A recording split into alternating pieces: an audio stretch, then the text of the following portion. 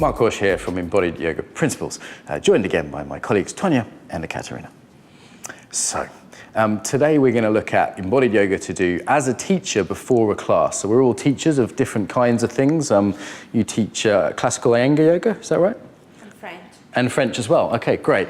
And Tonya, you teach various things? I do coaching, I teach a bit movement sessions. Okay. And I'm teaching embodiment, embodied yoga principles. I've taught all kinds of sports and martial arts as well. As a yoga teacher, we tend to think about the postures for our students, postures for students. However, what about postures for you? Specifically postures for myself or yourself as a yoga teacher to do before a class to get you in a kind of positive state for the class. So I'm going to show you some of the ones that I do that only take 1 or 2 minutes. They're pretty quick, that get me in a state which is going to be more helpful for my students. We're going to do another video on after class as well, if you're worried about that. So the first one is generosity. Sometimes I notice I'm sort of caught in my own stuff when I'm in my life. I'm like, what am I trying to get and do? And they go, okay, what am I wanting to do? I want to give. You know, when I teach an EYP class, I want to give the best I have. And I do either the macro posture, if I'm in the class before the students, which is pretty typical, I'm there a bit early, I do a couple of minutes of this, or I just do it as I'm walking there in a micro way. I open myself in a small way and get that micro posture, that felt sense of this big posture of giving. So that's one of the main ones that I do. If I'm a little bit chaotic, I might do like ground posture, which is kind of coming down. If I'm being head up in my computer just to find my feet on the ground.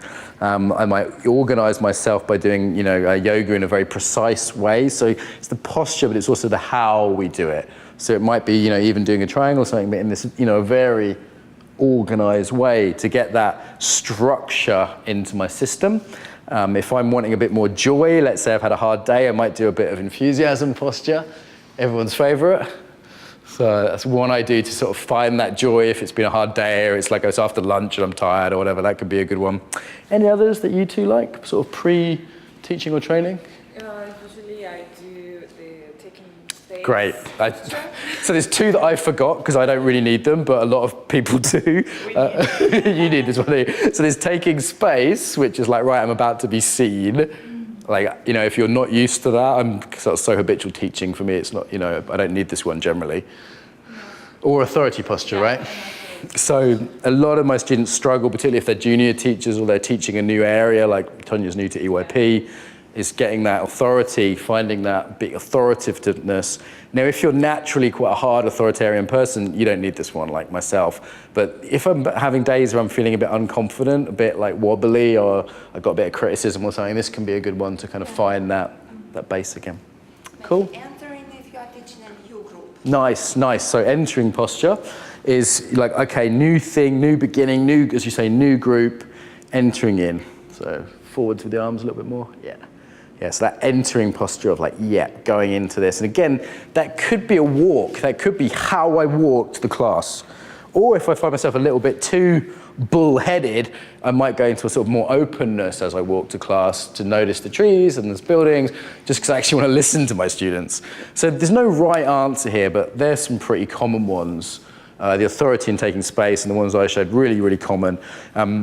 Think of it in terms of like optimizing your state as a teacher. And I know some teachers meditate or they do their own yoga practice first. What I like about these is they're quick and they can be sort of targeted to, do I need to be more open or more authoritative or more, whatever today. So any more thoughts from you two on this? Maybe letting go would be also useful if you have like lots of stuff. Good, yeah, I was going to do that one for the after class, but it equally applies before, doesn't it? Do you want to show letting go? So if you're caught up in the kind of day, it's a simple hanging forwards bend with the head and the arms dangling, that like, letting go of my day, letting go of the argument I just had, letting go of the worries I've got, so I can focus on the students fully. We'll do this one for after class as well, but it's a good one. Any more thoughts on pre-class? Maybe warrior can be useful. For warrior pose, you want to go more warrior-like into your class? Yeah, okay, so we could do a warrior classic, warrior 2 posture in order to get more warrior-like in that, right? I want to really cut into this. I'm going to be really focused on what I'm doing. Yeah, that's another warrior variation, the archer. That's really, to me, that's a really nice one about like focus. I usually do 2 fingers for that one. It's a warrior variation I like. Like really, if I really wanted to focus the class on something, that can be a nice one if I'm feeling a bit scattered. I used to teach archery, it has a similar posture to that, yeah. Nice, thank you both very much.